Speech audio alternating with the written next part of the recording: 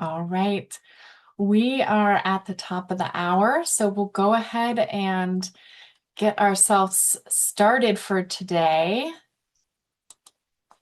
Welcome, everyone. Again, this is part 2 of our training series for Medicaid Sustainability actions. Today, we're focusing on age-appropriate assessments and effective service authorization. Welcome. My name is Carly, and this information today is going to be presented by trainers from the Department of Healthcare Policy and Financing. Remember, this is a webinar, so your video and your audio are automatically disabled. We are recording this training and it will be available to you after the conclusion of all of our training sessions, probably next week on our LTSS training page. We'll now go ahead and disable our chat. But please note that after our first handful of slides here, you'll be able to put questions into the Q&A. That's located at the bottom of your screen in a small box with a question mark. If you see someone else's question and it's similar to yours, you can upvote the question instead of re-asking it in the Q&A. Your questions in the Q&A may not be answered right away. The answers might be covered later on during the training, so please try to listen to the training fully before asking your questions. Don't worry if we're not able to get to your specific question today. The departments will be working to provide an updated FAQ document after the conclusion of our training sessions. We will be putting some resources into the chat throughout this meeting, and all of the resources we have noted in the training and in the chat will be available on our resources slide near the end of our presentation. We are hosting optional office hours in the following weeks. These office hours are specifically for you as case managers to come to with questions from this training to get any clarification on policy or information. And we encourage you to register for those sessions as they're needed for you. You can come to one or all of them. They are optional. And again, this training will be recorded and the recordings and presentation slides will be posted on the LTSS training webpage next week for you to access. In alignment with our mission statement that you can see on the screen, these sustainability actions are geared towards a standard equitable assessment for all ages and populations of members. We're really excited for you guys to get up and running with these and start your work and share with you as case managers your roles and responsibilities for these things. Let's get started with a quick recap of our session 1 training. These are the key points that you should have walked away from our last training session with. If you're still feeling unsure about any of the timelines, the services that the limits are applicable to, the exceptions process or notice of action process, take some time next week to review the training material, take a look at the other materials that have been provided and posted to our website, the operations guide. Those are really going to help you out. Today, we'll be diving deeper into how you as a case manager can ensure effective service authorization. Let's take a look at our agenda. Again, we're focusing on age-appropriate assessments and effective service authorization today. We'll be looking and reviewing age-appropriate guidelines that you need to use during your level of care screen assessment. We'll be looking at task standards and HMA needs documentation in your activities of daily living during that assessment. We'll also have video introductions to the direct care service calculator and scenarios to highlight the new direct care service calculator, the task standards, and documentation needs. After today's training session, you should be able to effectively document in your level of care screen the justification for service authorization, and while using age-appropriate resources for that documentation, including our new direct care service calculator, the task standard definitions, and our HMA documentation guide. It's really important to remind ourselves here for the need of these changes.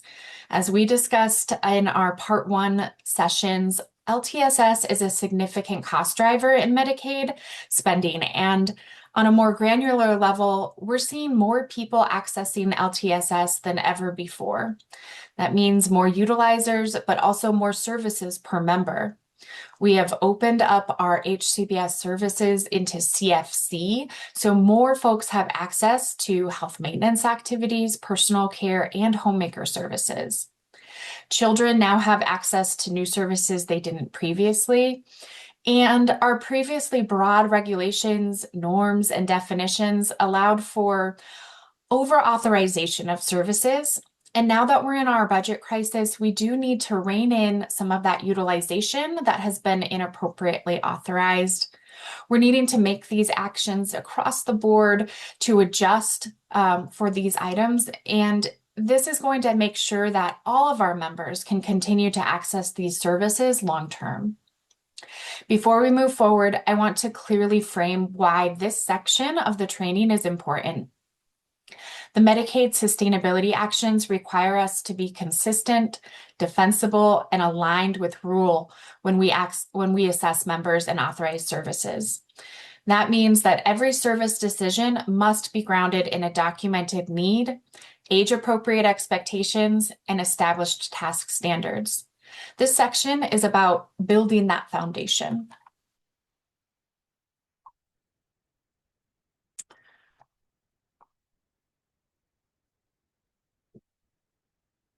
For all members, the level of care screen is an assessment to determine the level of care that an individual has by evaluating their ability to independently complete their ADLs.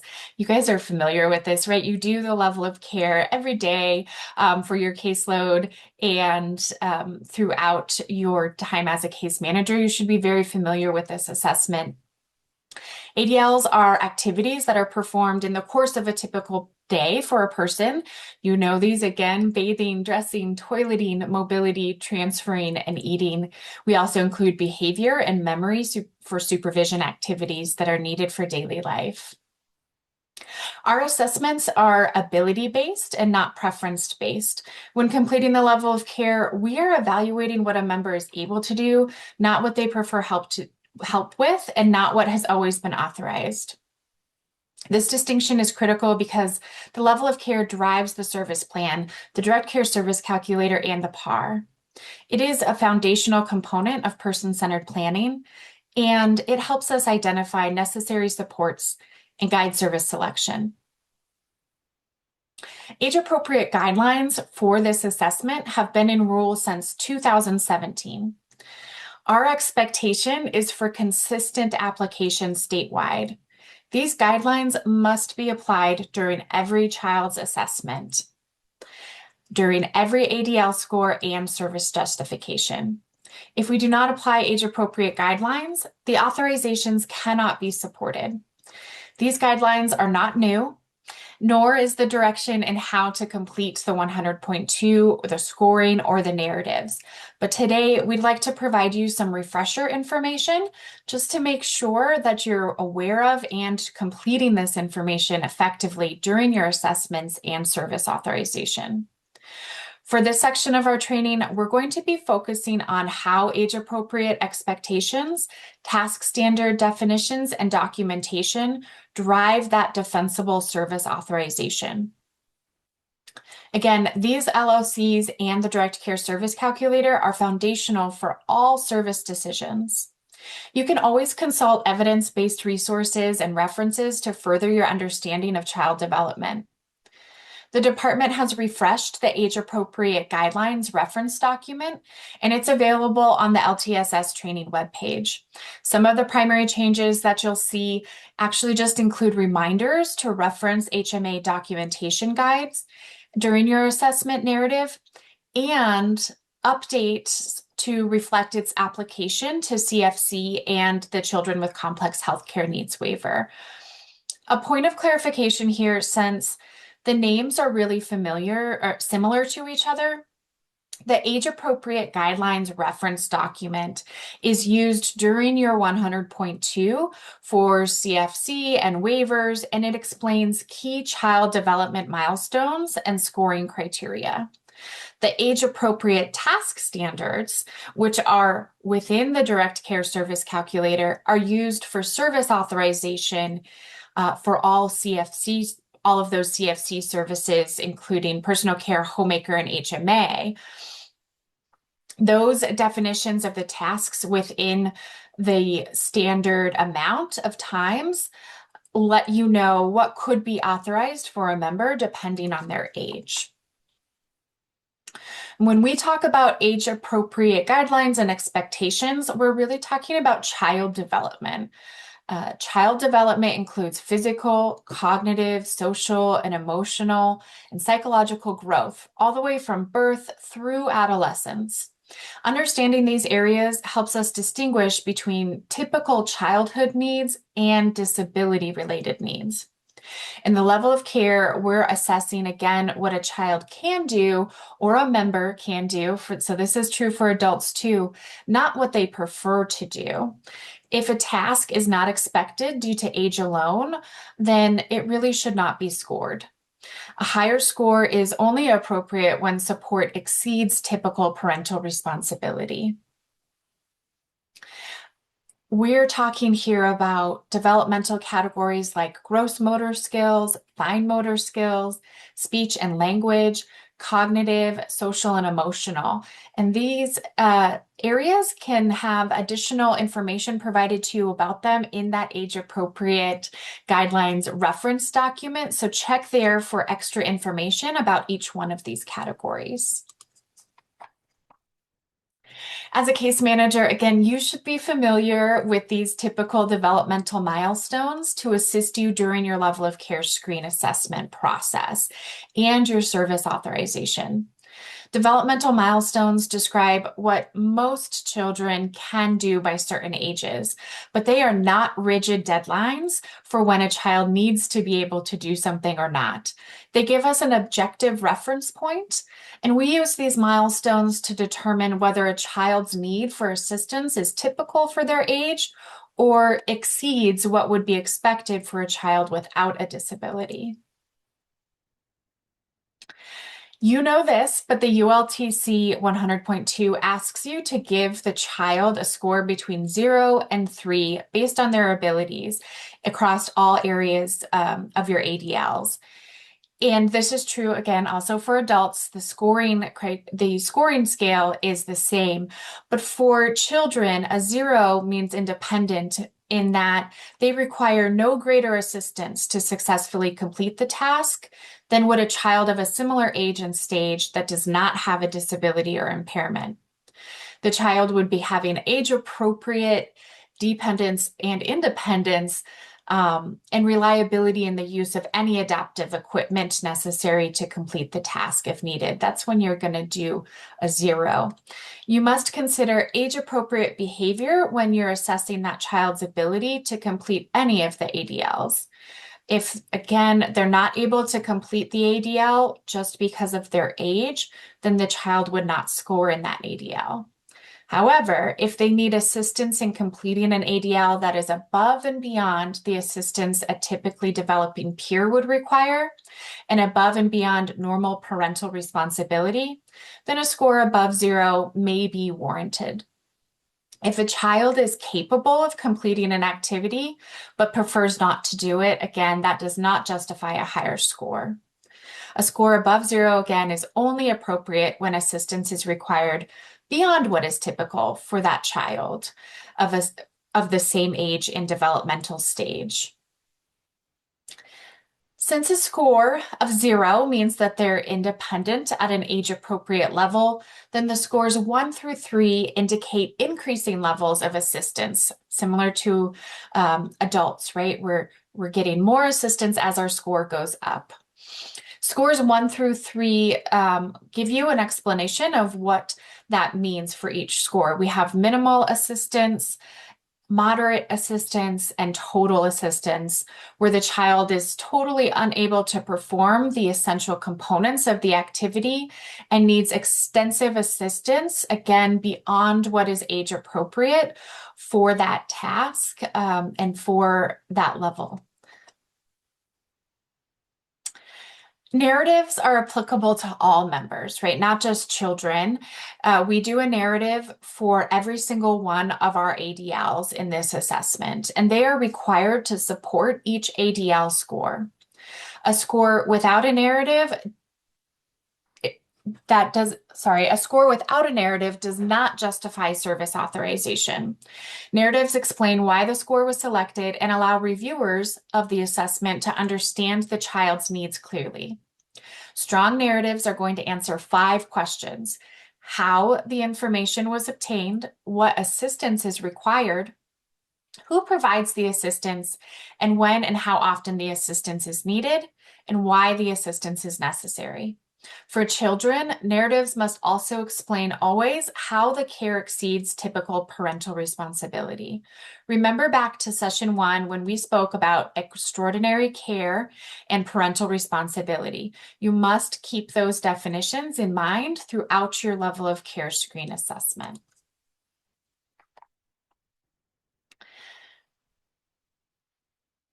Here's a quick interaction question for you guys. You've been doing this before, but what guidelines should be used to determine age appropriateness and scoring? You can find your reaction emojis at the bottom of your screen.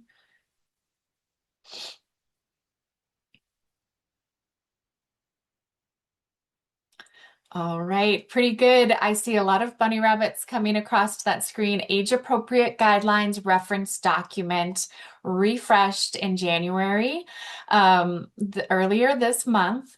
I did see a couple of tigers there, and it's true you should use age-appropriate task standards, but that's actually not for scoring in your level of care screen. That's for your service authorization.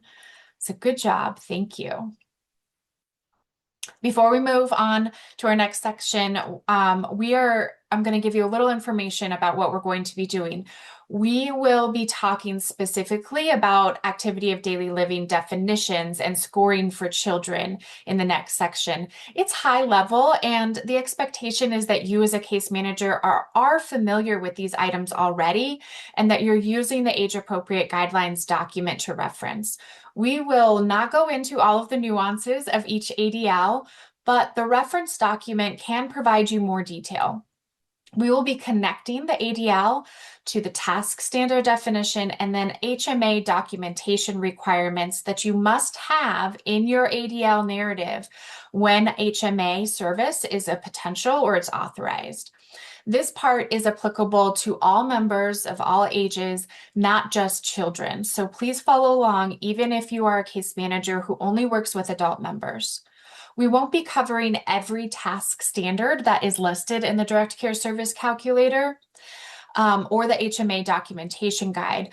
They're further broken out from ADLs into instrumental activities of daily living, or IADLs. However, it is still your responsibility to understand all of the requirements, even if we're not covering them in today's training session. There's many that relate to the documentation that you need in your level of care screen assessment and then subsequent service authorization. One thing I do want you to note is that the age ranges in the age-appropriate guidelines reference document do not line up one for the age ranges that are in the task standards. And that's because the guidelines document is explaining typical child developmental milestones and when scoring is appropriate. The task standards are letting you know at what age services could and should be authorized under personal care and homemaker services, and task standards for authorization of health maintenance activities for any age. So we'll start with bathing today.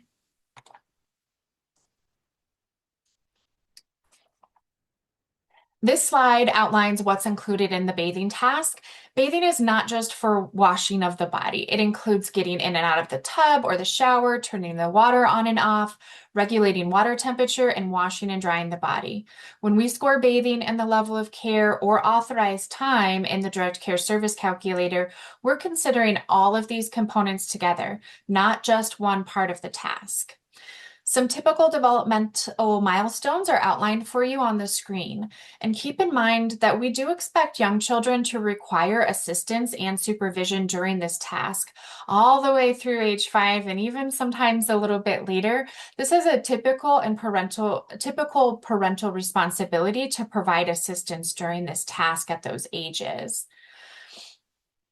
There's a few additional considerations for children between 5 and 18 years of age. A child that's 5 to 12 can typically bathe themselves physically independently and might require minor support and supervision, maybe some additional assistance getting in and out of the tub, depending on the kind that it is. By 13 years old through 18, they typically have that ability to bathe completely independently and doesn't require assistance to physically bathe. They may still need some reminders, though. Typical bathing development here, again, from birth through early childhood, all children are going to require assistance and supervision. Most children do become primarily independent for that activity at school age, although again, younger children might need some supervision and reminders. A key standard here is that, again, by age 12, they're expected to be physically bathing, completing that bathing task safely and without assistance. Parents assisting with reminders, even minimally say, hey, don't forget to shower today. That's normal and a typical parental responsibility. These thresholds we're going to be seeing today are really what anchors our scoring and service authorization decisions. A child could score in bathing only when the caregiver is providing help beyond what is typical for their same age peers. This may be due to medical conditions, cognitive impairments, or the need for adaptive equipment, or even skilled medical care. This is where age-appropriate task standards must be applied consistently and documented clearly in the level of care.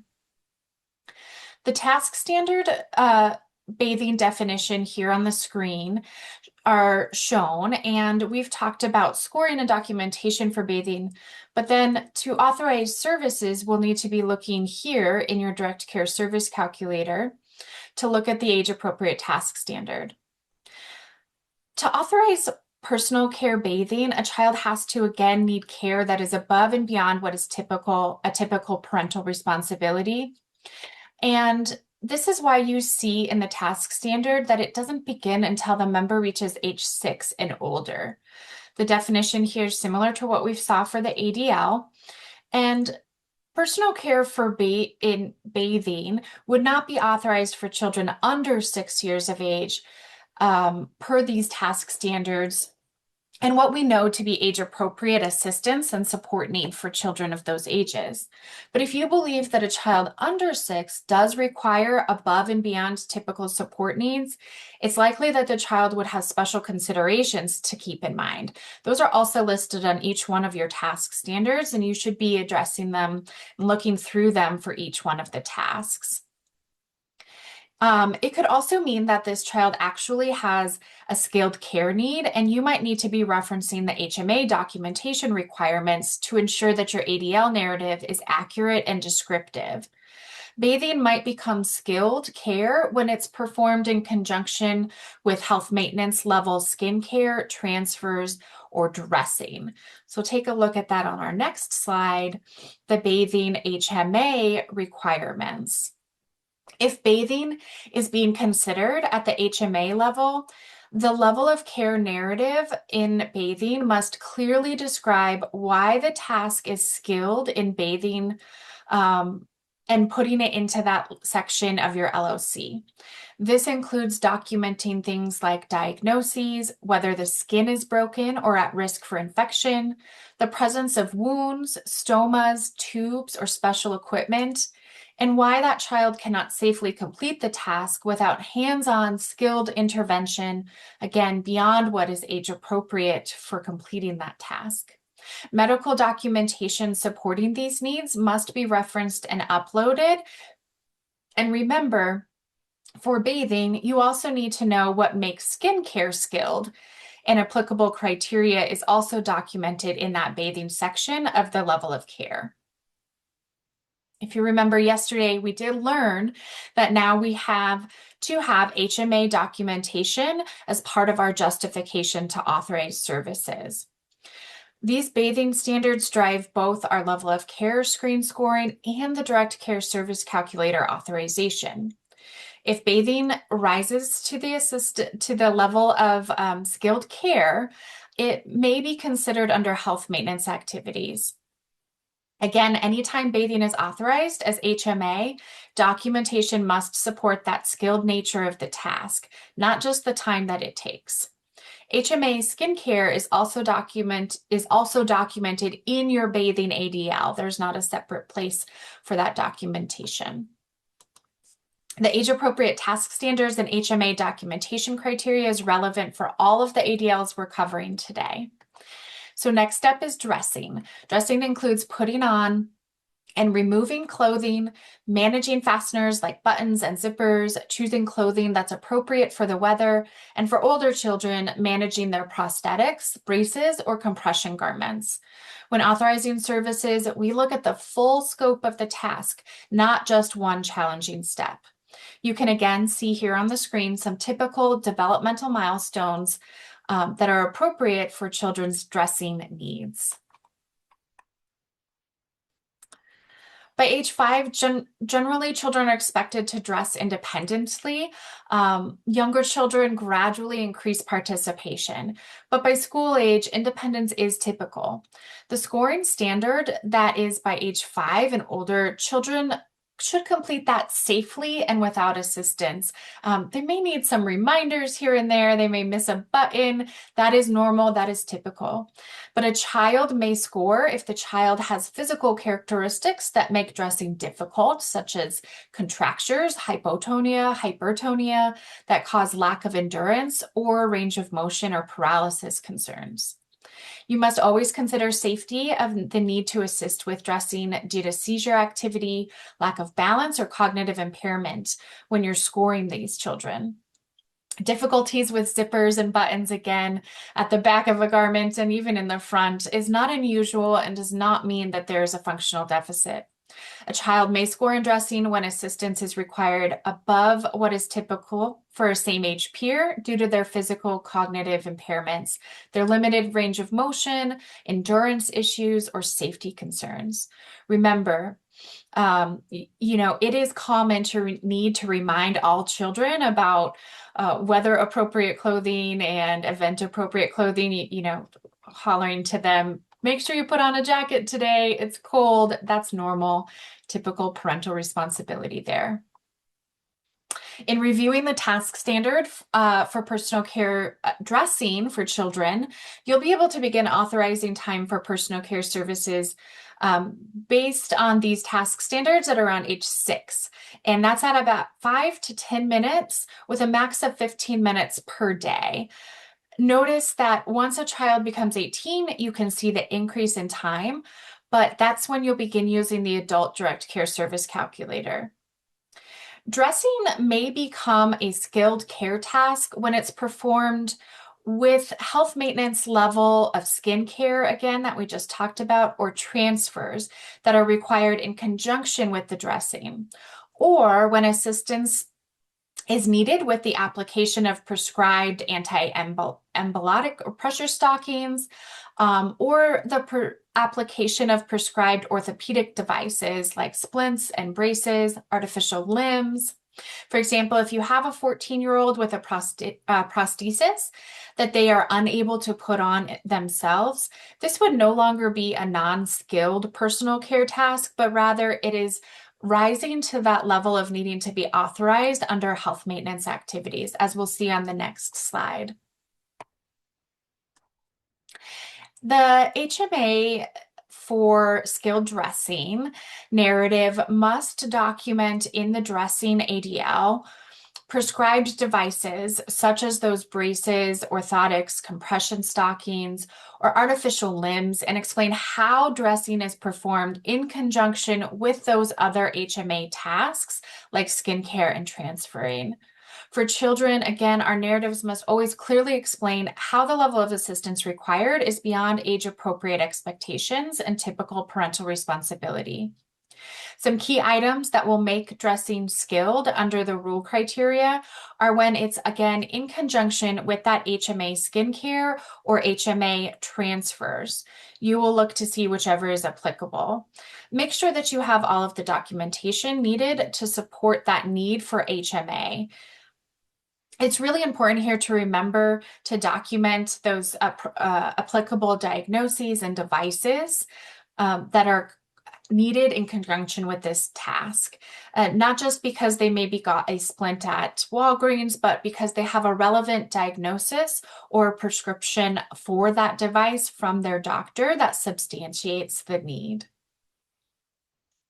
Moving on to toileting, that includes using the toilet or commode, transferring on and off, managing clothing and hygiene, and for older children, managing ostomies or catheters that they might have.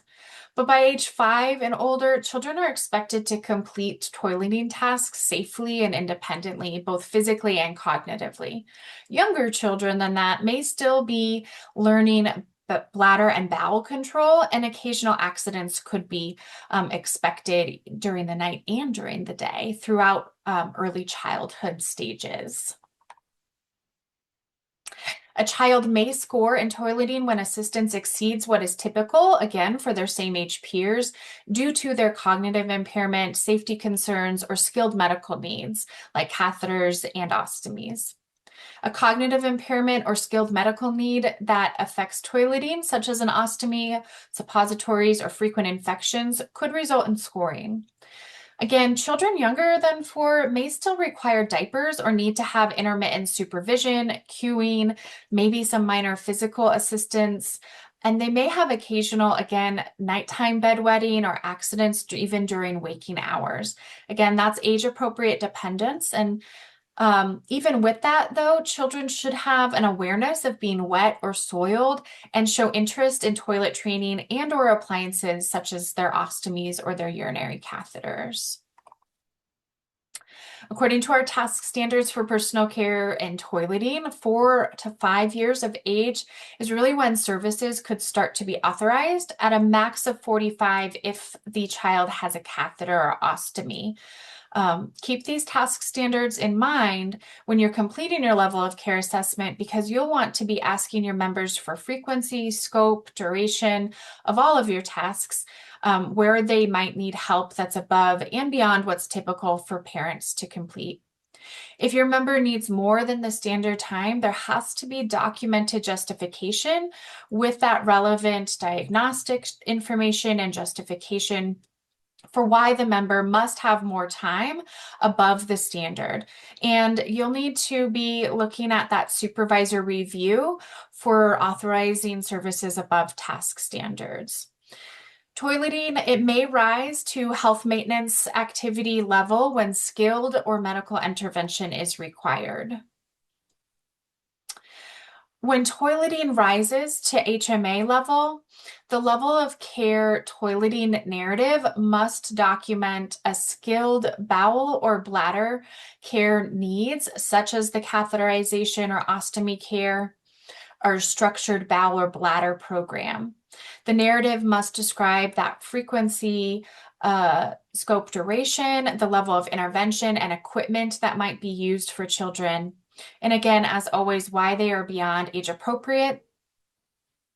The toileting task covers both bowel and bladder items for LOC documentation.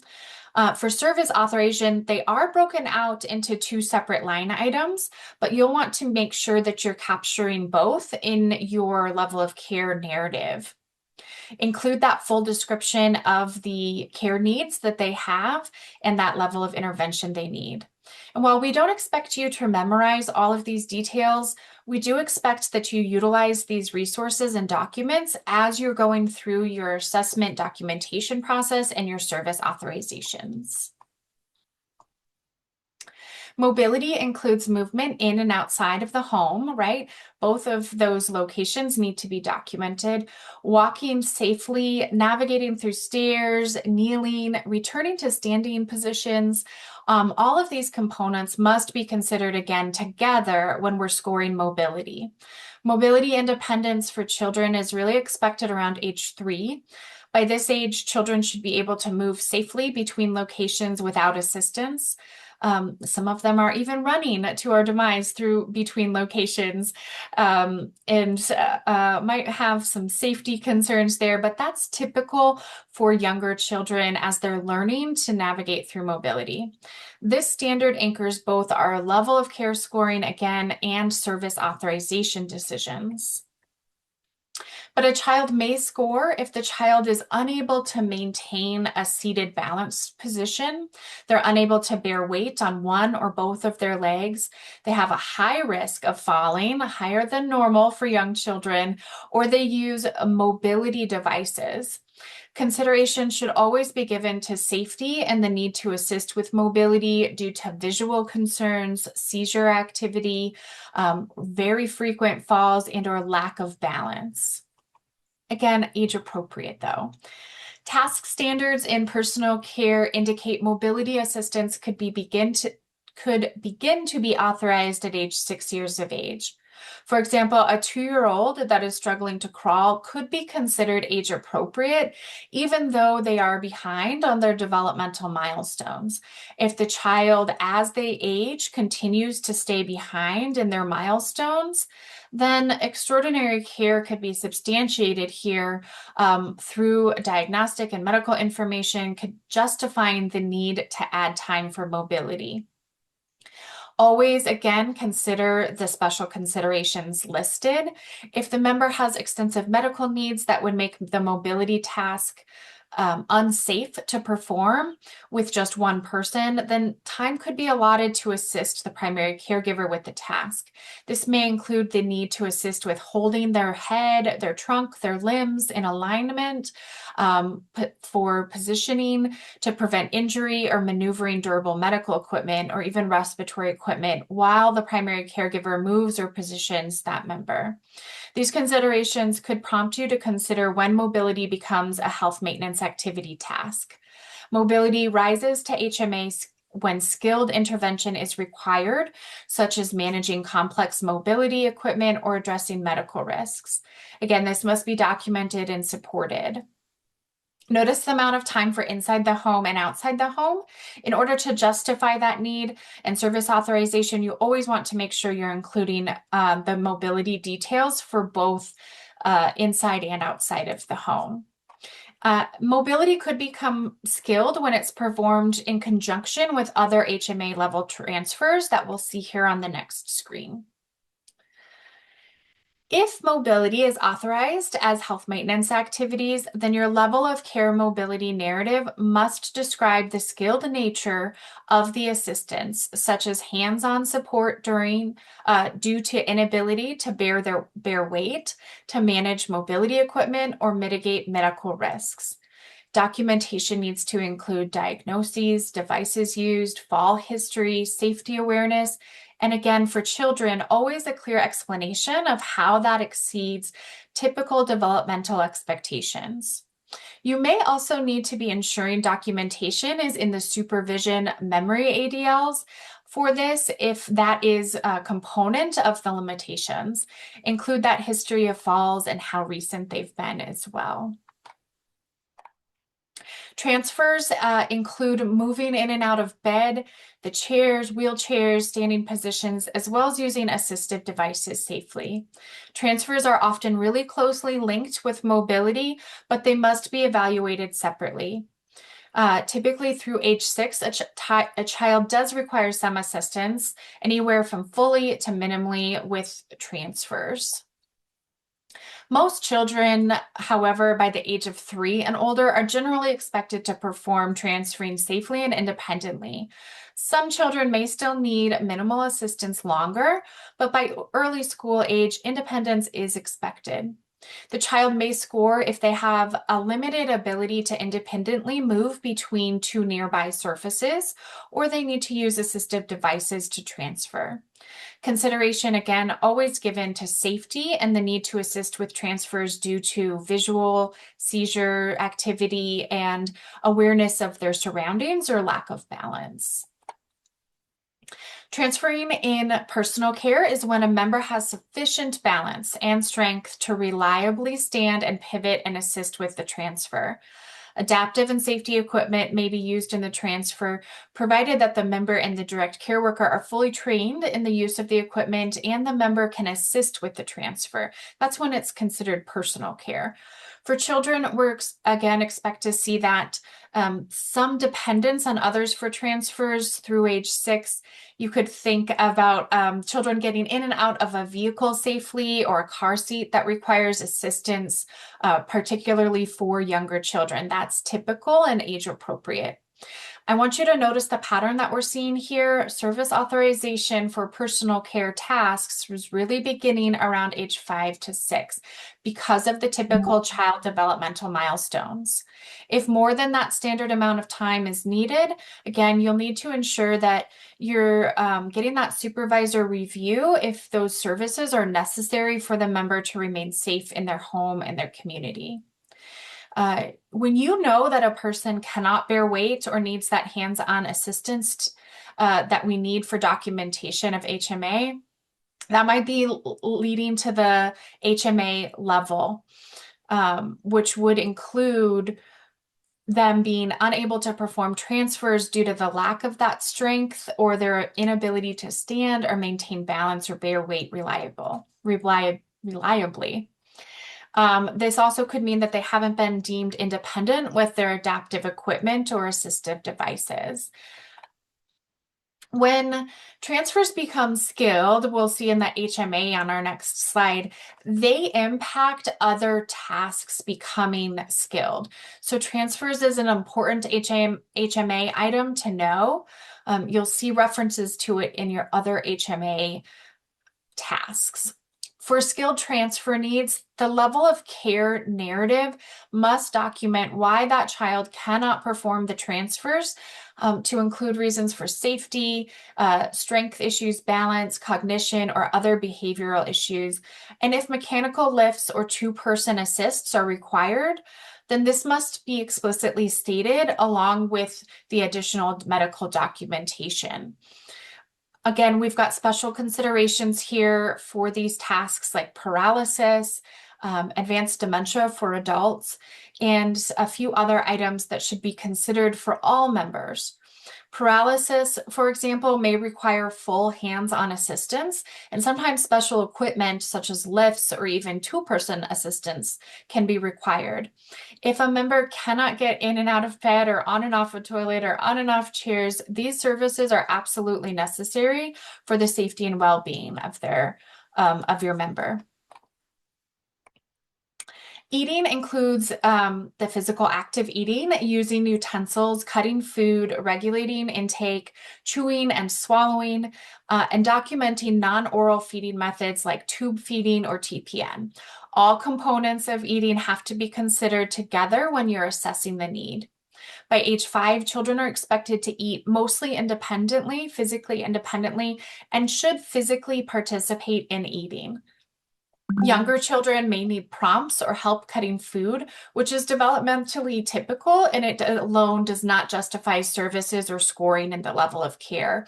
A lot of young children are picky eaters too. They're learning their taste buds, they're learning textures, they're trying new things. So for younger children, especially, that alone of having some picky food or preferences on food is not going to be enough to justify scoring in the level of care. A child may score, though, if they require more than 1 hour of per feeding for tube feedings or TPN, or requires more than 3 hours per day for feeding and eating. Consideration is given again to safety and the need to assist with eating due to choking, dietary restrictions, allergies, eating disorders, and children younger than 5 years of age may also require verbal prompting and assistance with cutting food. That's typical. Even sometimes into middle school and high school, we're prompting our children to remember to eat, what to eat, and exploring new foods. Authorization for assistance with eating in personal care can include eating by mouth, using common eating utensils, and it's authorized at age 4, beginning at 0 to 5 minutes per time for up to 20 minutes per day. You'll notice again, the max here increases with age. It's typical and appropriate for parents to be assisting children under this age physically with eating. Again, remember your special considerations here. Eating may become skilled care task if HMA level skincare or dressing is needed in conjunction with this task. For example, if oral suctioning is needed, a modified texture diet, or if the child has physiological or neurogenic chewing problems. Let's look closer at the HMA eating tasks and required documentation. Eating task will rise to the HMA level, again, when skincare around the mouth or that chewing and swallowing with their modified diet might be a factor here. It has to be documented with the risks and diagnoses according to the documentation column. When eating is authorized at HMA level, the level of care narrative in the eating ADL must document skilled feeding needs like tube feeding, syringe feeding, modified textures, choking or aspiration risk, or resuctioning. The narrative must include the feeding method, the duration, safety risks, and how these needs exceed what is developmentally expected and supported through your documentation. You may also need to be documenting this in the supervision behavior ADL. I'm going to pause here for a moment. Please give me a thumbs up reaction if you are getting the hang of understanding how to move through your level of care narrative and utilizing your do to reasons, your direct care service calculator task standards, and the required documentation in your narrative when HMA is a factor. All right, let's keep going. We have 2 more to go through.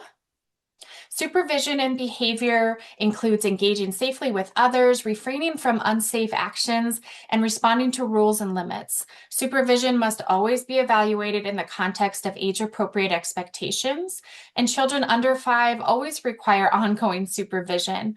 By age 5, and as they grow, they generally continue to gain an additional independence. They usually will be understanding safety expectations and may only need some occasional reminders. That's not safe. Stay off of that. Don't climb that. A score is appropriate only when supervision needs exceed what is typical for their age and developmental milestones. Take a moment here to think back to our first session where we talked about what protective oversight is and parental responsibility. This is often a task that's authorized to address the supervision ADL. And it's important to remember what our protective oversight definition is. A child may score in these ADLs if they require constant supervision or frequent prompting to remain safe and cannot manage appropriate behaviors independently. They may score if the ultimate responsibility for the safety, care, well-being, and behavior of their dependent children remains with them, parent or caregiver, beyond what is age appropriate.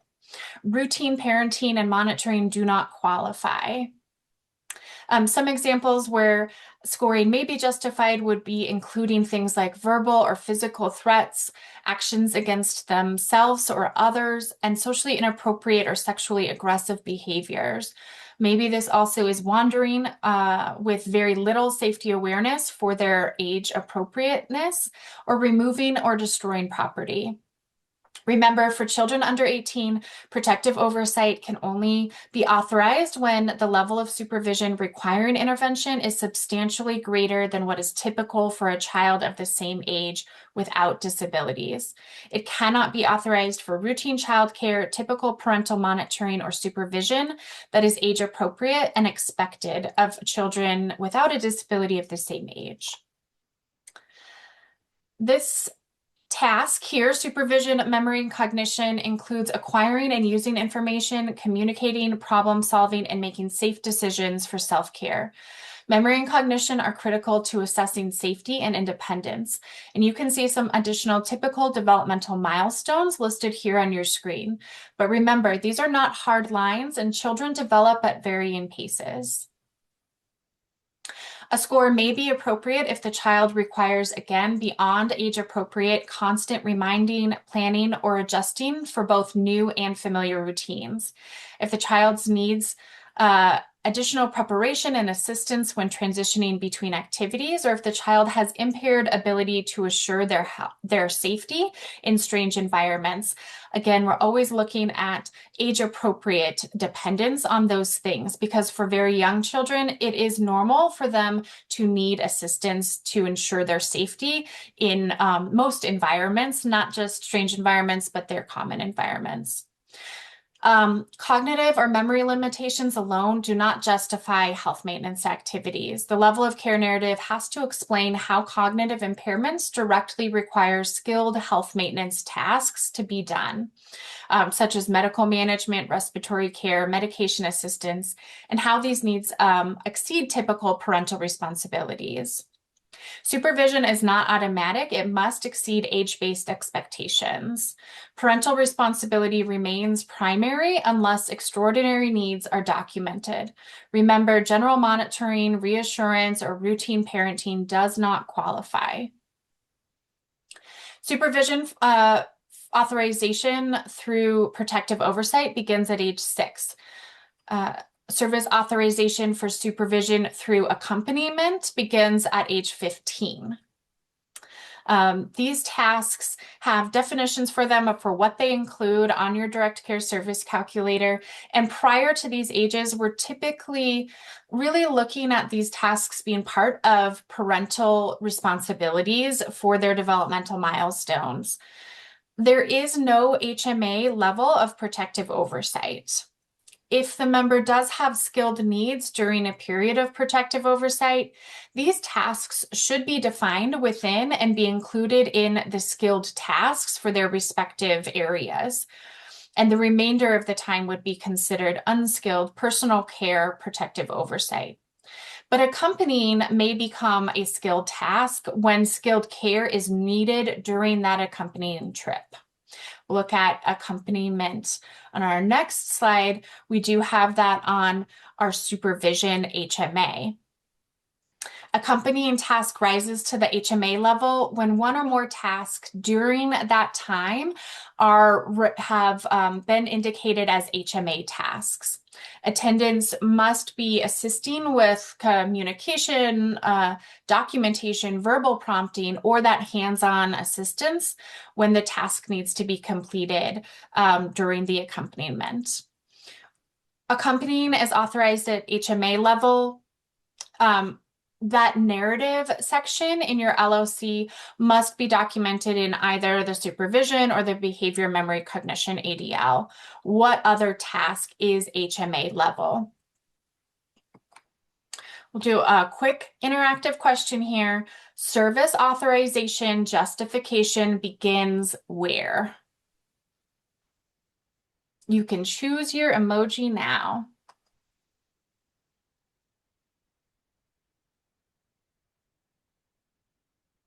Okay, I see those emojis coming through. Lots of tigers. Thank you. You're correct. The level of care assessment.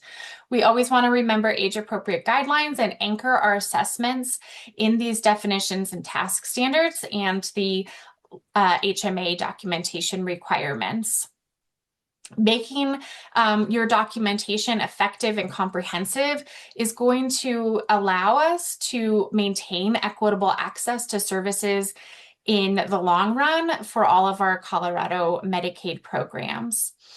Today, this first half of our training, while there was a heavy focus in this section on age-appropriate guidelines and scoring for children, and the age-appropriate task standards, it is important to remember and understand that the HMA documentation requirements we talked about are applicable to all ages, and therefore you should have the appropriate documentation within your activity of daily living narrative for all ages. And the end goal here is to make sure we're authorizing services appropriately, and that if HMA is authorized, you have the appropriate documentation in your narrative. It's also extremely important for you to recognize when support should be authorized under personal care versus HMA for all of your ages, because those are different types of care. In the next section of our training, we'll be going into some detailed examples using the direct care service calculator. So I'm going to hand it over to Amanda.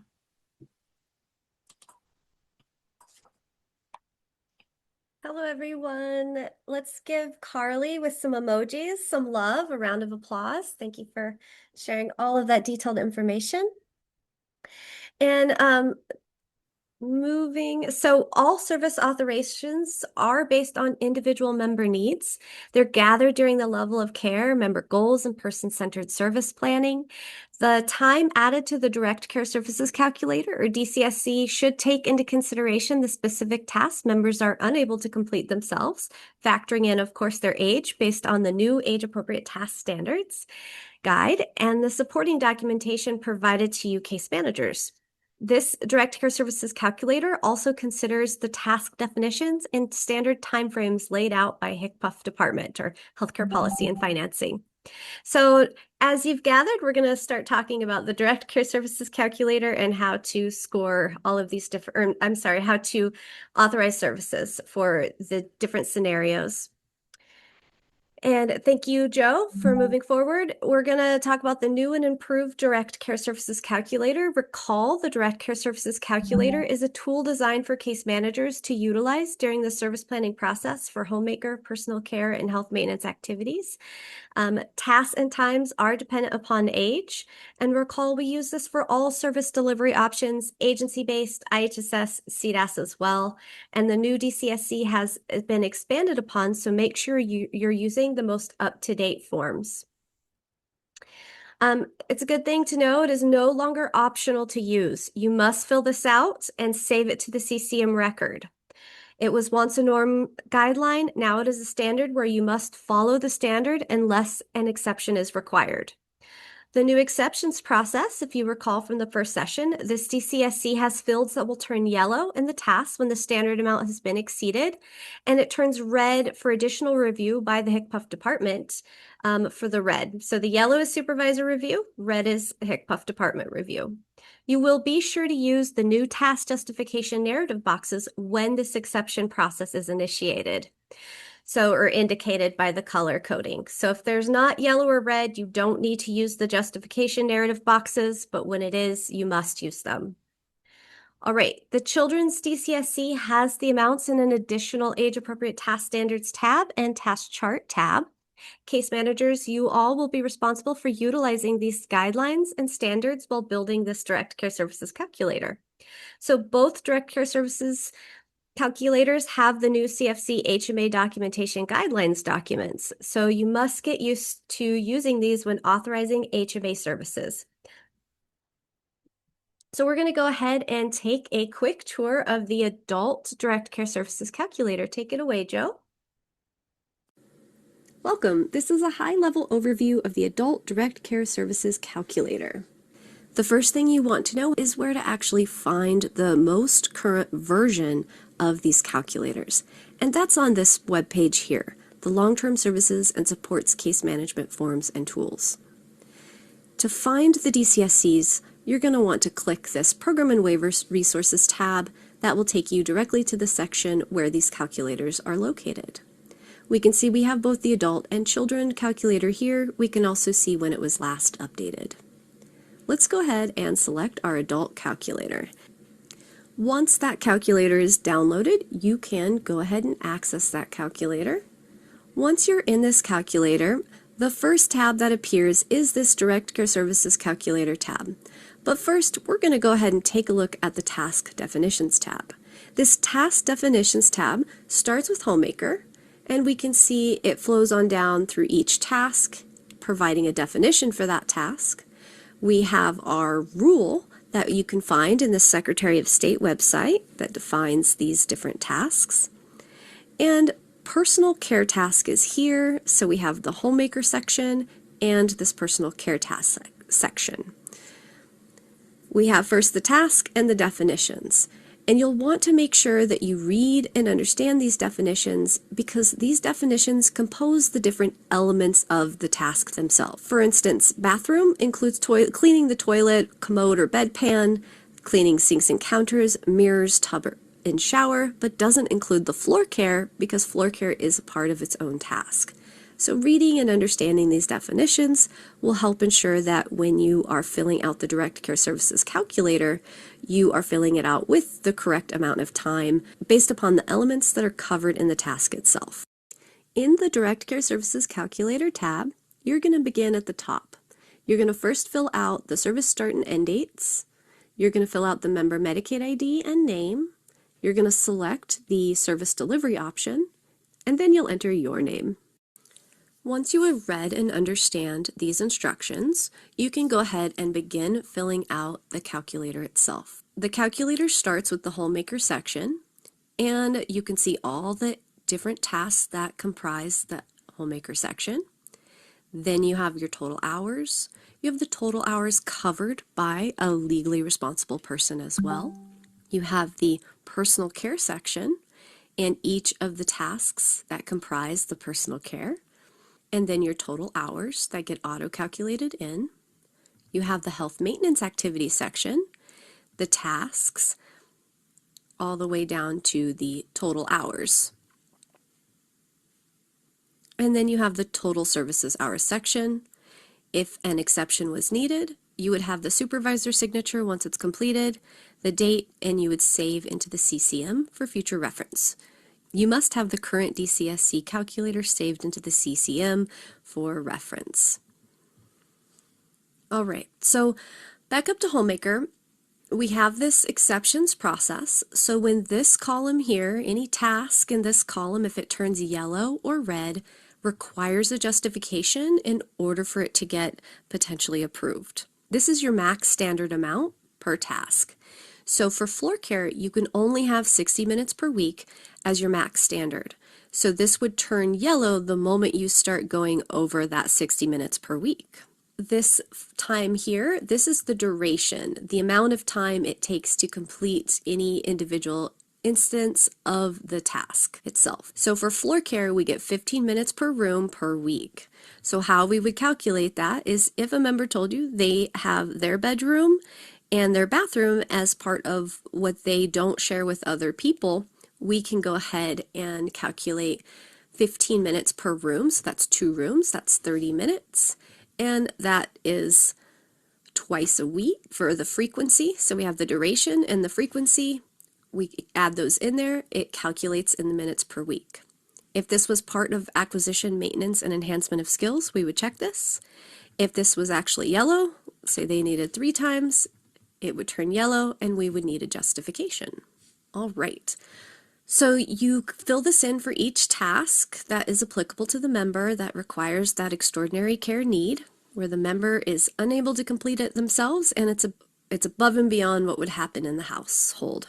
For example, your member's laundry is getting done with the rest of the family. You wouldn't add time for that because it's not extraordinary care. It's being done with the rest of the family's laundry. Now, if the member had a lot of incontinence and it had to all be separate, you would want to add time. So once you're adding in these times for the calculator, so adding in these times for the calculator, let's go ahead and this is bathroom cleaning. So if they need their bathroom cleaned once a week, we can add 15 minutes once a week, and that gives us the total 15 minutes per week. Same with kitchen. Maybe they need kitchen cleaned with meal prep. That's 3 times a week. We're within our standard. We said that maybe they need a main meal, 60 minutes, and 3 times a week, we said. So that's 180 minutes. We're well within our 95 minutes per day max. Now, if they needed 5 days a week, Maybe they need dinner and lunch, so that's 80, 5 days a week. We're still in our max. Remember, this is based upon the documentation that you have and the level of care, that assessment that was conducted with your member. You fill these out as applicable. You get your total hours. So this tells me that the member has 8.75 or 8 hours and 45 minutes worth of time. And let's say if they had a legally responsible person, you would add in the total hours for the legally responsible person here. We're going to say 4 hours. Okay, personal care task. We have bathing, and you complete it the same way that you complete homemaking. So if they require 25 minutes per bathing and they bathe 3 times a week, that's only 75 minutes. We're well within our standard. All right, we have dressing here. If your member says that it takes them about 5 minutes to dress, you're going to add 5 minutes for the amount of time it takes to get dressed, and then you'll put the total times per week that they need help with dressing. If they needed it daily, we could add 14, and that would be our time for dressing. You would finish filling out the rest of this calculator for personal care services that are appropriate, and you can see your total hours here. It's 2.5 hours. Now we have our health maintenance section. Again, we fill it out the exact same way as we would for personal care and homemaking tasks. Once we're done filling out the calculator, we can see the total, and we can see total service hours as well. And when we wrote 4 hours above in the legally responsible persons box, it shows up down here as well. And notice how it calculated, it subtracted those hours from the total homemaker hours. Total of 11 hours and 15 minutes worth of services. All right, we've learned about our task definitions tab. We've also learned about how to fill out the direct care services calculator, but we need to also understand how to utilize the third tab, the CFC HMA documentation guide. This guide is going to be essential in understanding when to authorize health maintenance activities versus personal care. You know that by reviewing this guideline, understanding the rule criteria for what makes a specific task skilled or unskilled.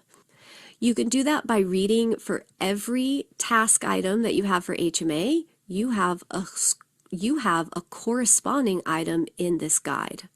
So we have bathing here. We also have skincare and transfers first. And the reason being is that what makes skincare skilled is if somebody has an open wound, maybe they have a prescription medication they need help applying, they have a chronic skin condition that's active and could potentially cause infection, or maybe they're unable to bear weight and so they have a skill transfer. Now, when doing dressing, determining if dressing should be personal care or health maintenance, if we look at this criteria, we can see that a skilled transfer makes dressing skilled, or skilled skincare also makes dressing skilled. Same with bathing. And that's how we would know by identifying this criteria if it needs to be personal care versus HMA. Not only do we want to authorize services correctly, but we have to document and substantiate the member's level of care correctly as well. So when you're typing up your assessments and the level of care, honestly, it's a great idea to have this document helping you with that write-up, because it's going to remind you to have those pertinent diagnoses indicated in the bathing section, and it's going to remind you to make sure that if a member has a wound, that you're detailing the areas of the body that are affected, any treatments that are required, and what kind of level of intervention is potentially needed by a caregiver. All that and more. So for all of these tasks with the corresponding activity of daily living, you're going to make sure that you have that substantiated via your documentation, and you can utilize this to help you understand what the details that you need to include in that write-up. And then finally, in this third column, we have the task-specific member documentation.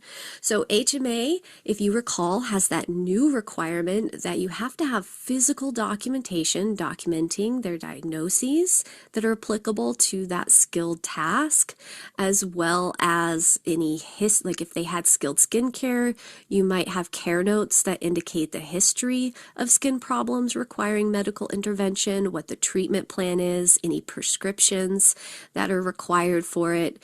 And so if your member has that documentation on file or those physical documents, you can click off whichever ones are applicable, whichever ones they actually have, and or it could remind you to maybe get that information from your member to say, hey, can you send over your prescription, a copy of your prescription for that skilled skincare? All of that will help substantiate that need for HMA, and we keep those records in the CCM. And remember that for adults, you have to have those physical documents updated every 3 years. You'll want to make sure that if you have that skilled care and you need that exception, you are clicking the different documents that you have, so whichever reviewer, supervisor, or the department is looking for that justification, they know to look in CCM for specific documents that will help them substantiate that need, both in your write-up and the physical document itself. This has been a short tour of the adult DCSC. All right, in our next video, we're going to take a tour of the children's DCSC. And so note that when we're saying parent, we're using this simply as an example, but it also expands to the full definition of legally responsible person, which means any person who has legal responsibility to care for another person. For children, this includes the parent or legal guardian of a minor child. For adults, this is limited to the member's spouse and does not include the parent and does not include a parent or legal guardian of an adult. All right, let's go ahead and play that next video. Thank you, Joe. We are now going to review the Children's Direct Care Services Calculator. Starting from the top, it's essential that you add the start and end dates as well as the date of birth. That is going to help calculate the age range here. Of course, don't forget to fill out the rest of it based upon the member's Medicaid ID, their name, their service delivery option, as well as your name. All right, so scrolling down to Homemaker, you fill the task worksheet out very similar to adults, except you have the addition of this age. And what happens when you fill in this age, it gives you the age-appropriate task standard amount. So floor care for a child of 5 years of age is 0.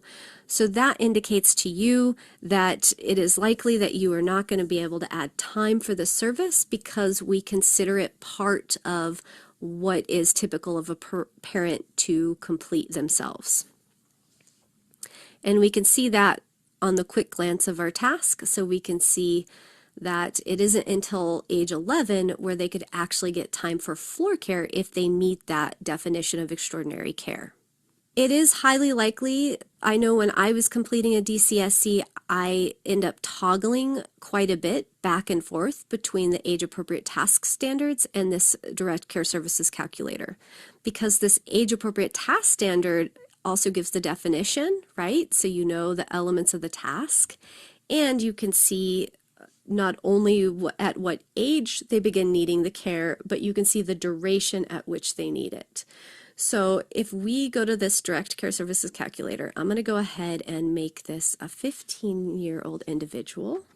Right off the bat, I can see where I can authorize services if they have that extraordinary care need. Adding services in is really simple. You simply add the duration. So for this 15-year-old floor care, maybe they need help keeping their room maintained. They need prompting for that. So we're going to go ahead. It's above and beyond what's normal for a 15-year-old.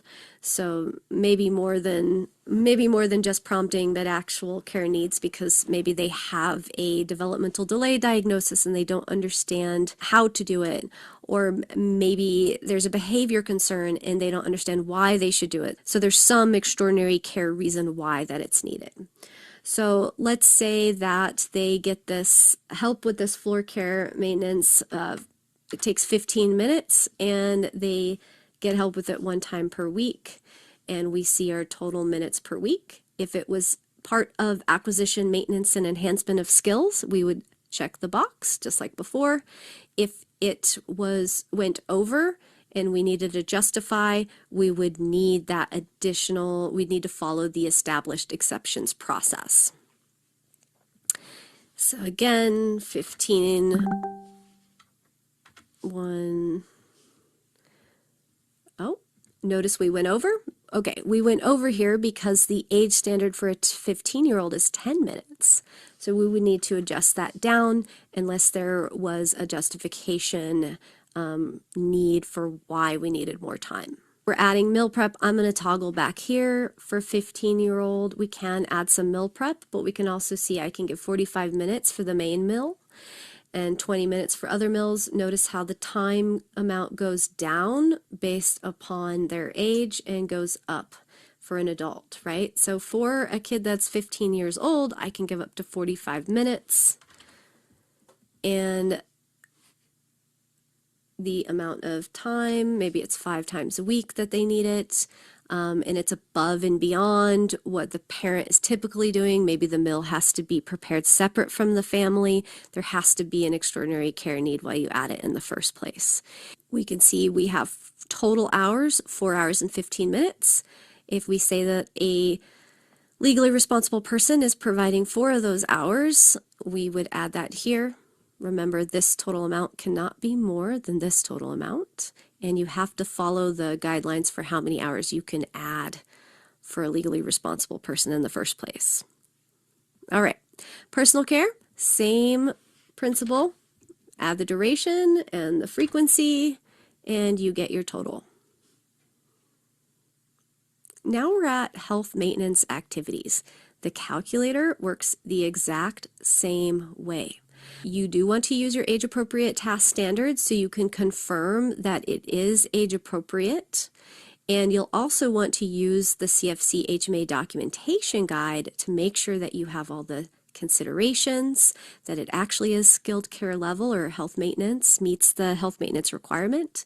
You'll need to make sure that your level of care has the substantiation needed with the pertinent diagnoses, the details of what's making it skilled, what's impacted, things like that, as well as any physical documentation that you have on file that substantiates and supports why it is necessary. Notice that for health maintenance activities, a lot of these tasks, you do have a higher max minutes per week threshold. However, you do still take into consideration that are the interventions above and beyond what is age appropriate. You still are factoring in the age of the child when you're authorizing services. This video has been a short tour of how to complete this DCSC. Make sure that you are using the age appropriate task standards to make sure you know not only when you should authorize for a child, but also the duration and the specific tasks. All right, to authorize services, it is helpful to follow this hierarchy when determining services are needed. So is it documented in the level of care? So remember, service authorization justification begins in the level of care documentation. So you should see clues, right, as to what is needed captured in your level of care. Is this member a child? If so, utilizing the age-appropriate guidelines to confirm if you can authorize time based on the child's age is paramount. For example, we don't expect a 2-year-old to clean the house, so it would be inappropriate to add time for homemaking tasks where that is a typical parental responsibility of a parent. And we want to recall the definition of extraordinary care. Extraordinary care means a service which exceeds the range of care a family member would ordinarily perform in a household on behalf of a person without a disability or chronic illness of the same age, and which is necessary to assure the health and welfare of the member and avoid institutionalization. So make sure you read that full definition and understand it. If the service is being met by another program or other means, we cannot authorize duplicative services. This is not a new thing, but we always have to ensure that there's no duplication of services, just part of our job. And we consider the risk of a person being institutionalized if they're not approved for services. So we understand that individual may not be at risk of institutionalization if, say, one single task is not completed. However, if there's a culmination of tasks that were not completed, then would there be a risk of institutionalization? And we should be factoring that in. And so when authorizing services, make sure you can confirm all five of the items on screen. So when a justification for additional time is needed, these 5 things are also exactly what a supervisor is going to look at to make the justification. So supervisors, we need you to remember that this is cumulative. They have to check off 1 through 4 for each task. So all of those things should be addressed for each of those tasks. But number 5, the institutionalization, you're going to factor in things as a whole. So you're going to take into consideration the task cumulatively. For example, not getting floor care might not create a risk of institutionalization, but not getting any homemaking would. So let's take a look at how we do the justifications. We're going to dive a little bit deeper into this, and I want you to recall the justification process. So case managers, you must provide justification on the direct care services calculator for each applicable task if authorizing services above the maximum task standard. Turns yellow or red, right? That's your indicator. So you're going to make sure you include 3 different things. A description of why the maximum task standard is not sufficient to meet the member's needs. B, applicable diagnoses that may impact the amount of time it takes to complete a particular task. And C, the frequency, scope, and duration requested above the standard. So you're just going to remember the why and the description with the details, any applicable diagnoses, and the frequency, scope, and duration. Those 3 things are required in a justifications narrative box when it's needed. So for instance, the maximum task standard for personal care, bathing for a 13-year-old member is 25 minutes per day. However, when this member is diagnosed, we're saying they're diagnosed with ADHD, attention deficit hyperactive disorder, and developmental delays that significantly impact their ability to initiate, sequence, and complete bathing tasks without constant redirection. Despite supports and prompting strategies, the member routinely requires 30 to 35 minutes per day to complete bathing thoroughly and safely. So in your justification documentation, you would add the following. And I'm just going to choose a random name. Sarah requires hands-on assistance and verbal prompting to complete bathing tasks, including entering and exiting the shower, regulating water temperature, and completing all washing, shampooing, rinsing, and drying steps. 1 time per day, 30 to 35 minutes. Per occurrence due to their need for constant redirection related to ADHD and developmental delay. Sarah's caregivers must provide ongoing prompts to ensure that Sarah remains engaged in the task while the caregiver completes all bathing steps safely and consistently. So as you notice in that justification, we had the diagnoses, we had the why, and we had the frequency, scope, and duration. So final note, the level of care should reflect what you added to the justification as well. In the event that information is missing or incomplete, supervisors, please work with your case managers to ensure all the criteria is addressed in the direct care services calculator, justification fields, and the level of care. Supervisor review is required prior to submission to the bridge. All right, so we're going to take a little short quiz here. True or false, is the DCSC is now required to be uploaded into CCM every year? And I see a lot of whales, so you are correct. Great job, guys. Ladies and gentlemen, I should say. Okay. So we're going to go ahead and move forward into our scenarios. And so we're going to start by introducing the individual person in the scenario. Then we'll watch a video walking through how we built their direct care services calculator. We'll cover some key points. And then unfortunately, we don't have time for questions in today's training, but we do highly encourage you to come to office hours. So please come to those office hours, bring your scenario questions, but let's go ahead and dive into our individual scenarios. We have Clara. Clara is 8 years old. Clara is living with Down syndrome with a documented developmental delay. Clara takes longer than her age group to complete most activities. Clara can bear weight, enjoys playing with her peers, but requires prompting and some hands-on assistance for most ADLs. Clara is currently receiving CFC-only services. So let's go ahead and walk through Clara's direct care services calculator together. We have already completed Clara's direct care services calculator, but let's review it together. First off, we use the children's calculator, and that's because Clara is 8 years old. We've pre-filled out the start and end dates and date of birth, which populated the age as well as the task standard. Notice that if you go to the age-appropriate task standards, we're not really allowed to add time for these homemaker tasks without an exception. So you can see for Clara, we did not have a substantiated exceptional case in order to add time. It has to be necessary for the safety of the member. It's not that it can't ever happen, but it's going to be rare for children. Typically, these tasks are already being done by parental figures. It's part of their typical responsibility as a parent and does not meet the extraordinary care criteria. Now, bed making and laundry are two homemaking tasks that are allowed for an 8-year-old. So because Clara cannot do the task herself because of her developmental delay, she has to have prompting and assistance to be able to get that done. Her mom is completing that for her on a daily basis. We can do the duration of 5 minutes a day for the max of 35 minutes per week. And that's what we have done here. We've added 5 minutes per session, 7 days per week, and for a total of 35 minutes per week. We've also added laundry because that is part of what we can authorize when the member meets extraordinary care. And Clara meets extraordinary care because she cannot participate in this without significant assistance due to that developmental delay.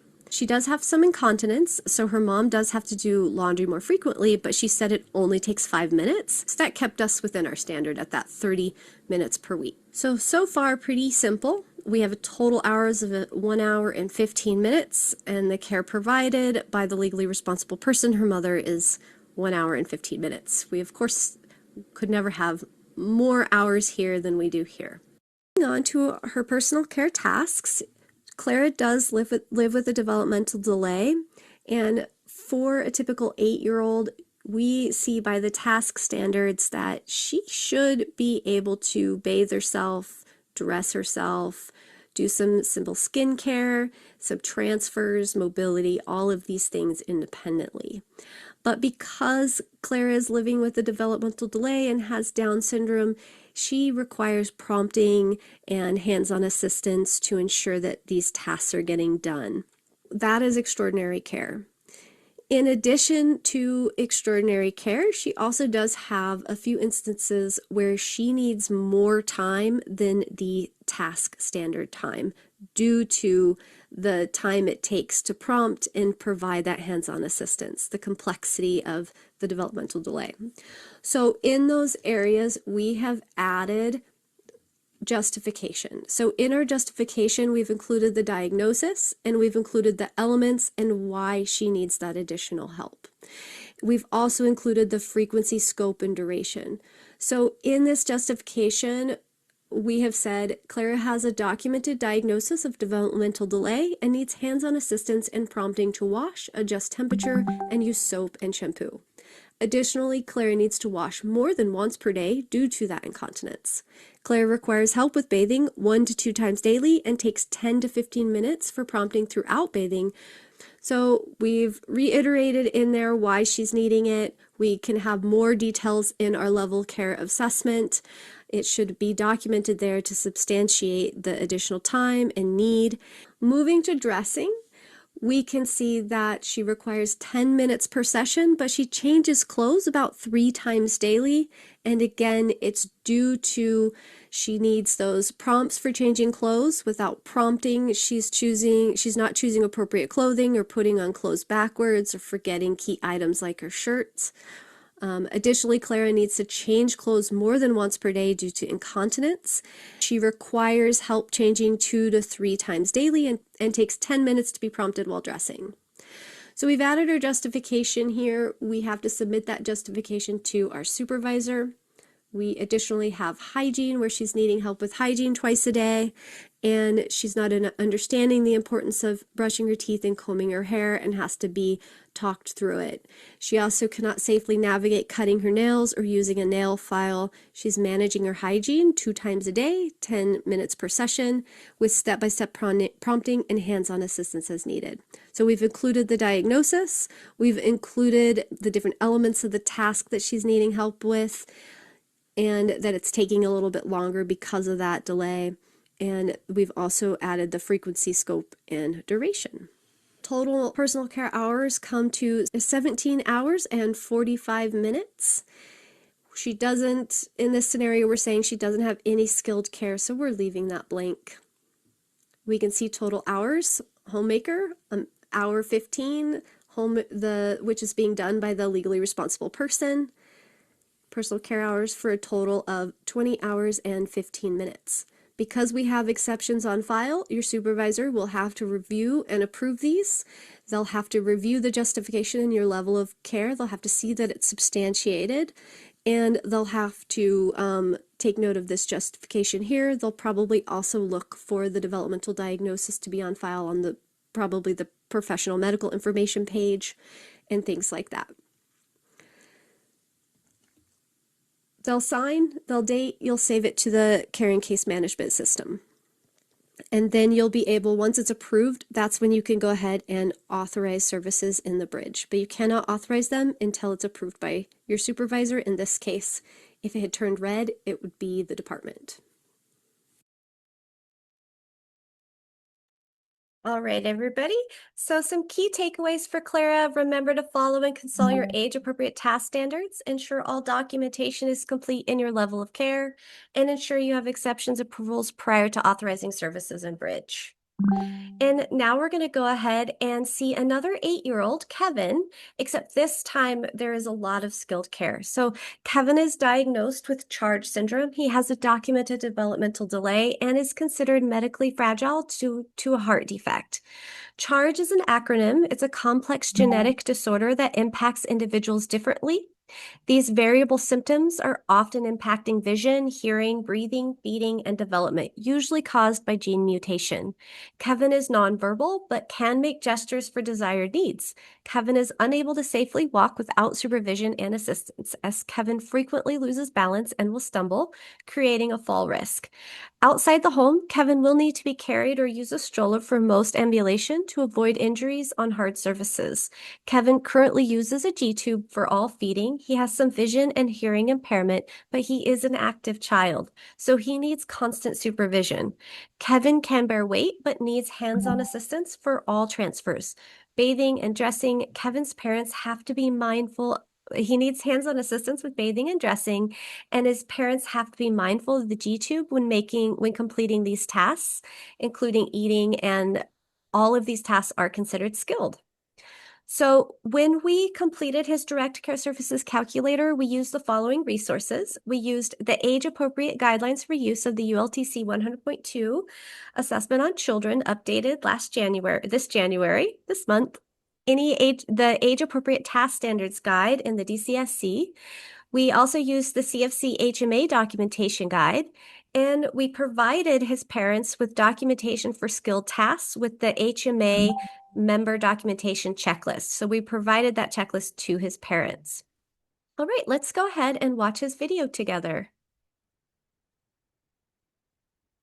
We've just met Kevin, and now we're going to go ahead and walk through his direct care services calculator. For starters, you're going to make sure that you're in the children's calculator, and you're going to ensure that you have this information up here filled out, including his date of birth, which will go ahead and populate that age into the calculator itself.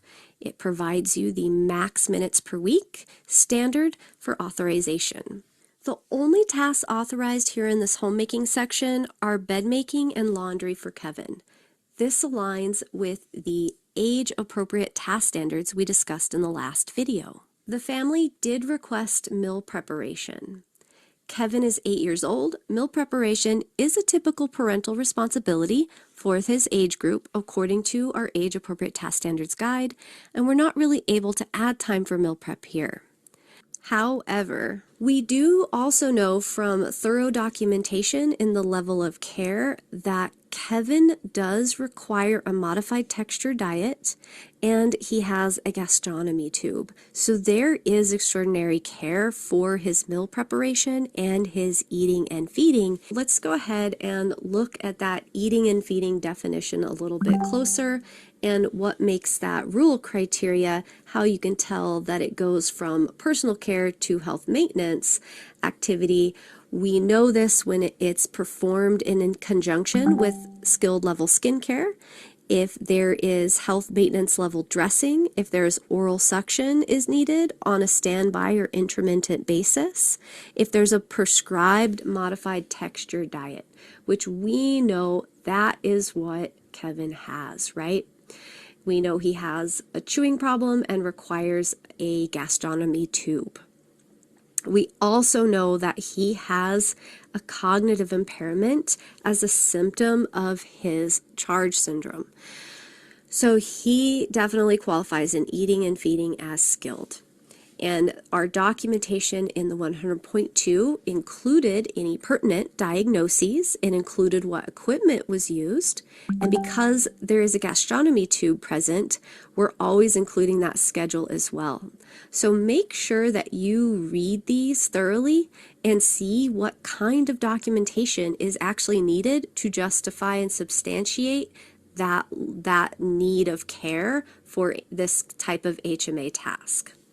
And of course, as always for children, you want the explanation of how interventions are above and beyond what is age appropriate and the abilities outside of developmental standards.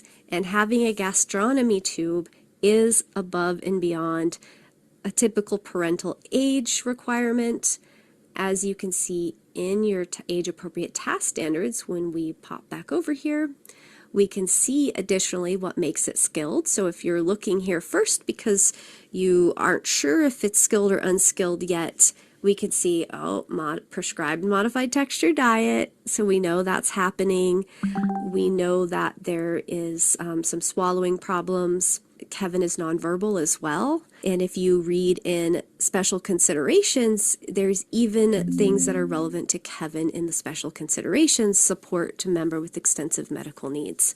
This is above and beyond what is typical for a parent. And we would want to ensure that we are adding time for the eating and feeding task for Kevin in the health maintenance task section of the DCSC.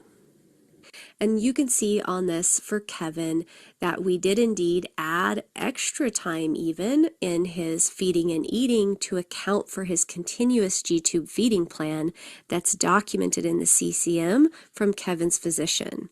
We've justified the time that's additionally going over because the doctor's prescribed modified texture diet has to be done twice a day, but it takes over 1.5 hours. So when we added 1.5 hours 14 times per week, because it's twice daily, that does push us over that limit, but we do have the justification here. It's in yellow, so we can get that approved by our supervisor.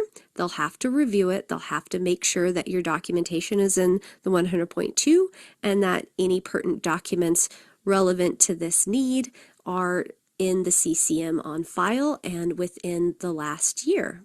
We did also approve time for bathing and dressing and skincare and transfers. So because skincare and transfers are also skilled, so let's go ahead and just take a look at skincare and transfers. So we've looked at skincare in the other videos quite a bit. So we know if there's an open wound or a chronic skin condition, if there are prescription creams or lotions.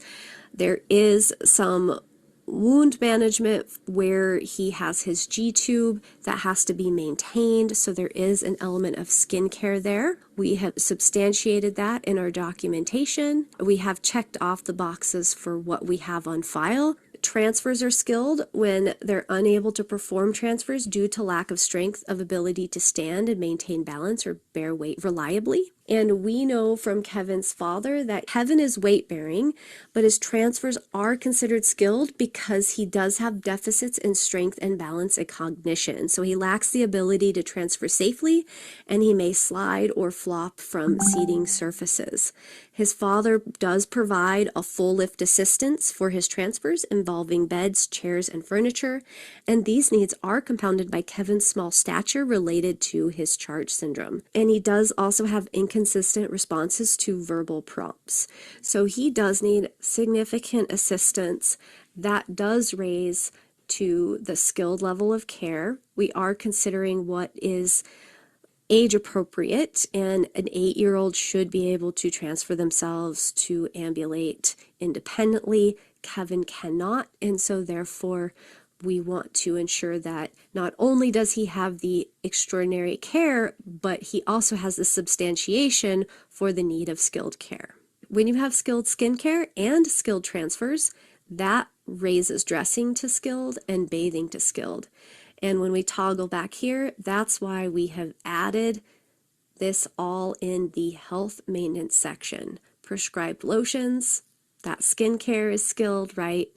And in order to determine the time, we really ask the family, like, okay, how long is this taking for healthcare needs? We do consider the age standards, so if you need like a baseline time for that, but if there's a justification, if you have the substantiation in your documentation for why you need a little bit more, you can add that. If it's being raised to yellow, you would of course have to add the justification for why you need to go over the max minutes per week standard. These are a bit higher than they are for personal care. Some of them are actually a lot higher than personal care. All right, so we have gone through Kevin's direct care services calculator. We've demonstrated how we figured out when skilled care is needed. We are substantiating our documentation, and we're going to use this guide in order to know what kind of additional documentation we need for those sections. And we're going to go ahead and check off when we have a document on file that's related that helps substantiate the HMA tasks. So we're going to pop back over here because we're saying that we already have this documentation received and on file. We're going to go and noted in the level of care, we're going to go ahead and click the items where we added time for tasks. In conclusion, we have 43 hours and 45 minutes worth of health maintenance activities. The case management agency supervisor, you would have that sign. We don't need department because there's nothing red here. Date it and save it in CCM.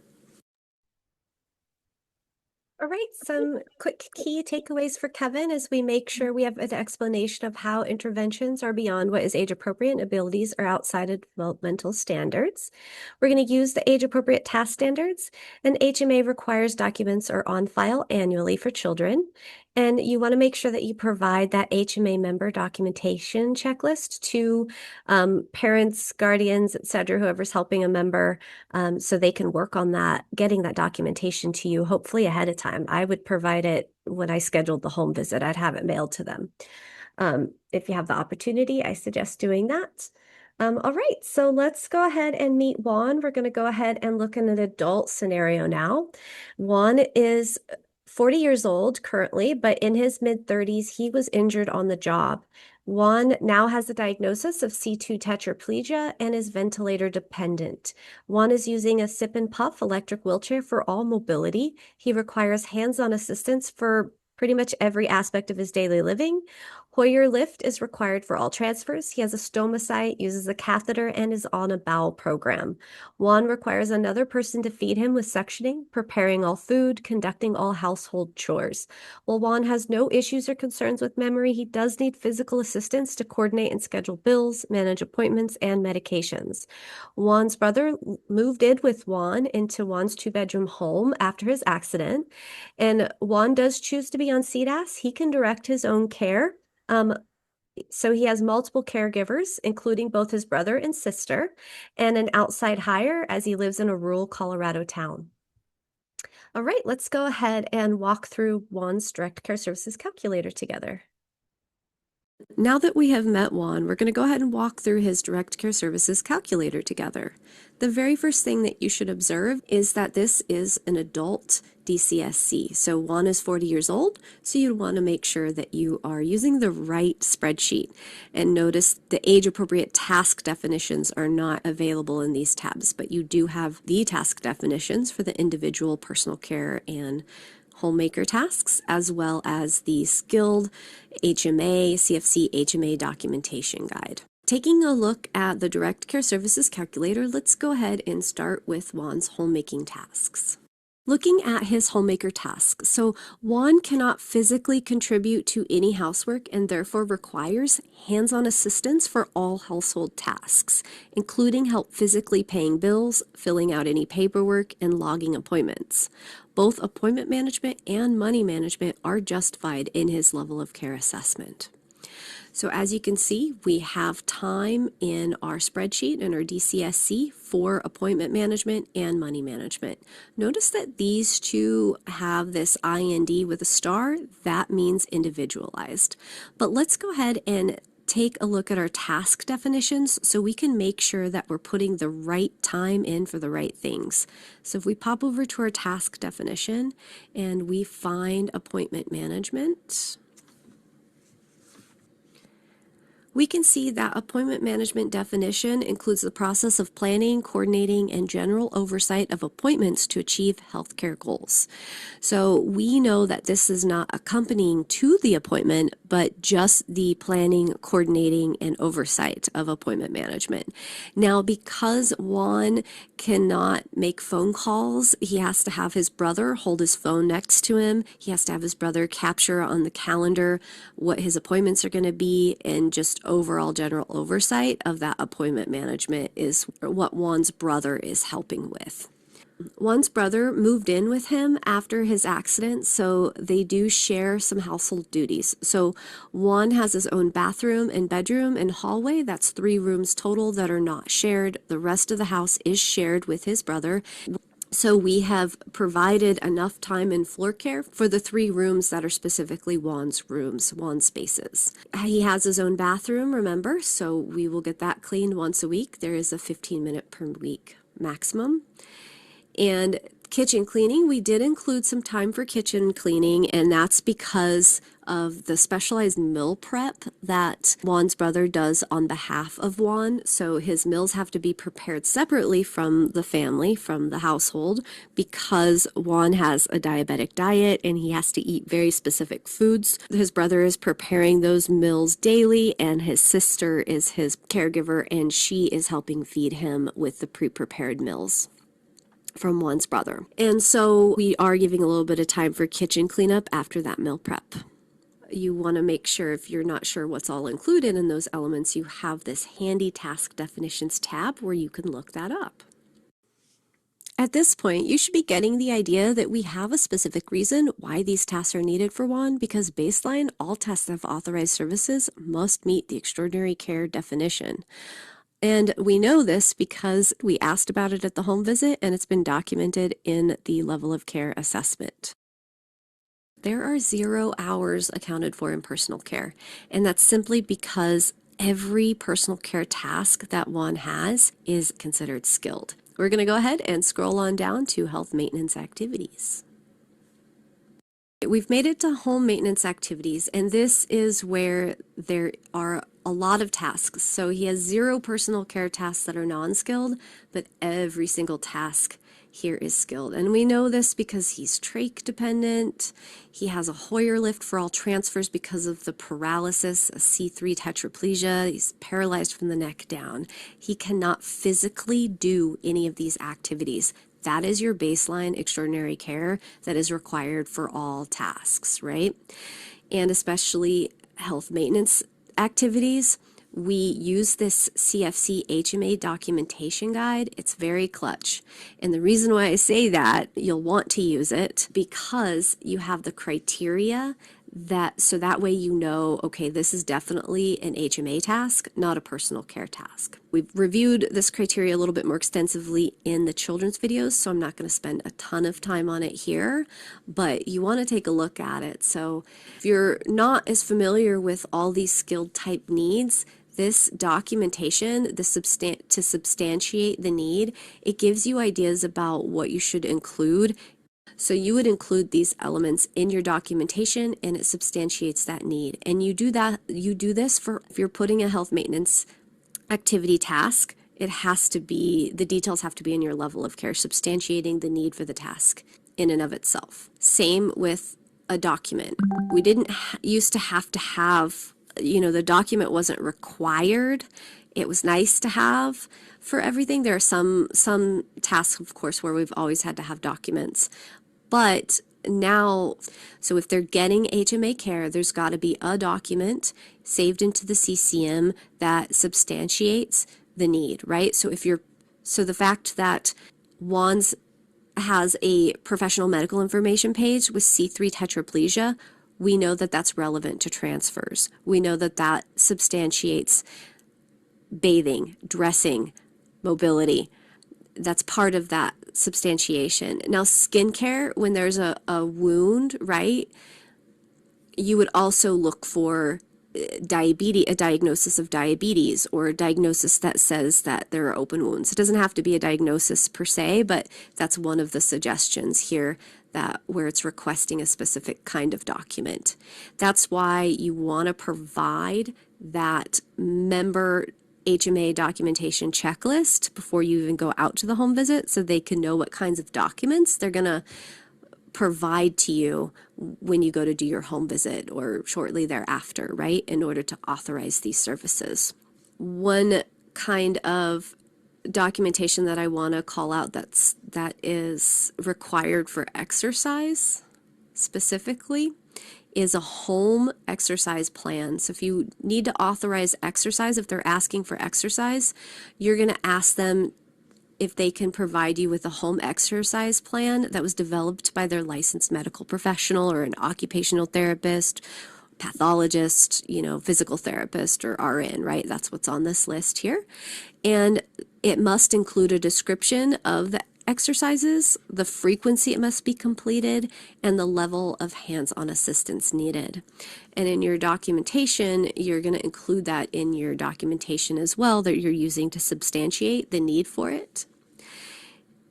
And in this case, we're using it also because that frequency is higher, and that is what was provided to you for the frequency that is stated that's needed. It's 4 times a day for 40 minutes each time, and it's broken down 10 minutes the left lower, 10 minutes right lower, 10 minutes upper right side, 10 minutes upper left side. And range of motion exercises that an HMA attendant has to complete, they're actually physically moving one's body, and it's to maintain strength and to prevent spasms and atrophy. Because there is that home exercise plan on file with the frequency and duration, we are going to go ahead and submit for an exception. It does have to go to the state because it is in red. A quick recap for what you need to include in an exception. You're going to make sure that you include relevant diagnoses, the why, and the frequency, scope, and duration. You're going to consider, is the care need documented? Is it extraordinary care? Is it age appropriate? Is it duplicative? Is it necessary to prevent institutionalization? Because that's ultimately what your supervisor is going to look at. So make sure you're using your task definitions and your CFC HMA documentation guide, and ensure you have updated documents within the last 3 years. So we'll have time for questions, so please feel free to ask questions if you have them.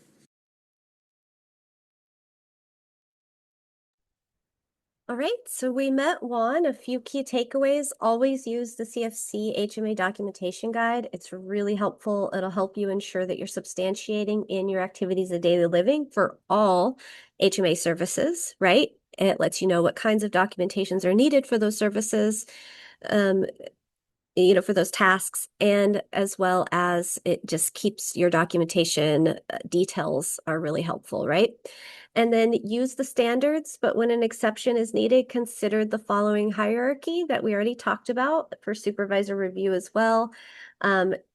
And make sure that these are all, understand that these are all necessary for justifications where an exception is needed.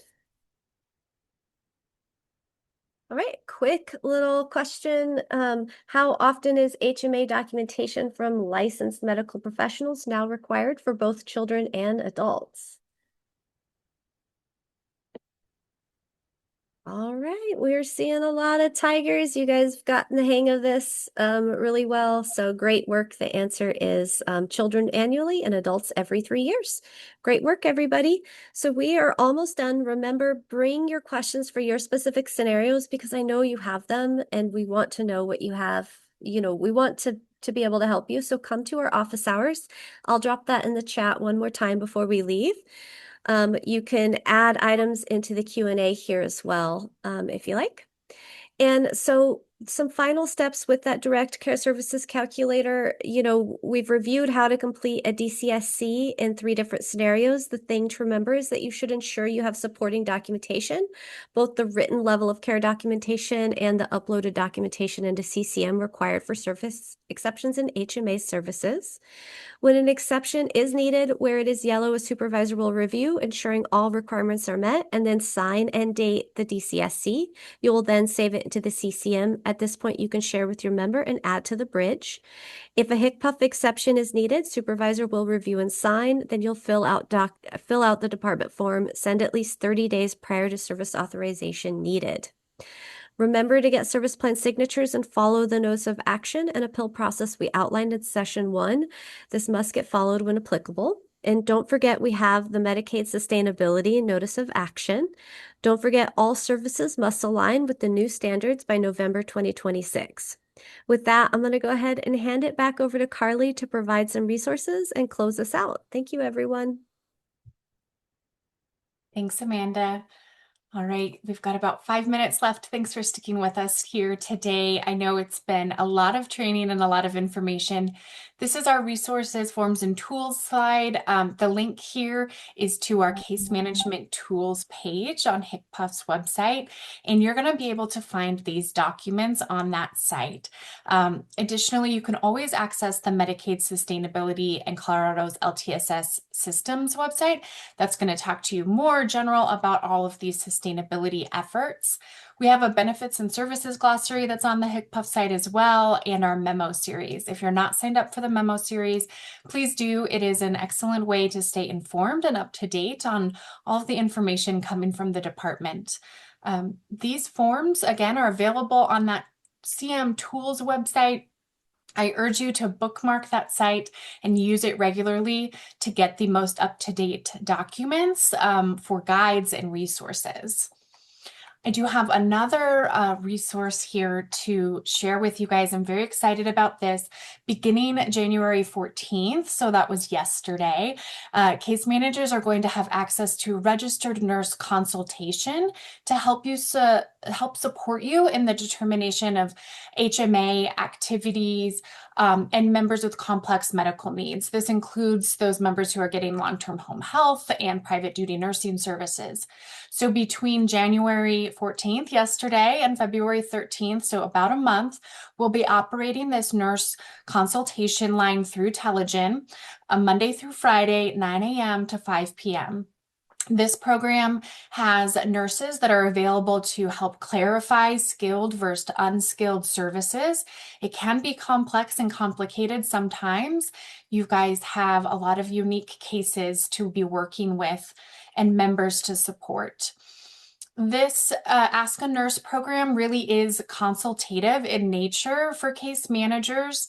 The nurses are not conducting assessments. They are not providing member-facing services or making eligibility determinations or authorizations. You can contact them through the co_cm_support@telegen.com email address to request assistance in helping you work through those cases. And we'll be running this for about a month to see how it goes and offer you that additional support in helping you get the hang of making these determinations between skilled and unskilled and the HMA documentation requirements. Our last slide here is contacts that you have. These are our general inboxes. Please do not send a request or question to all of these inboxes at the same time. Choose one that's most appropriate to meet the needs of the question that you have, and we'll be able to provide you support. If it comes to the wrong inbox, we'll make sure it gets to the right place to get you the appropriate information that you need. We really encourage you to utilize these supports that we've given you throughout this training, the documentation guides, your DCSC service guides, all of the information over these 2 sessions. We thank you guys so much for attending this afternoon. It's been a lot of information and you've been wonderful participants in learning this. Again, we will post a recording and the slide deck next week. So we've got all of our sessions concluded now. I thank you and have a wonderful rest of your day.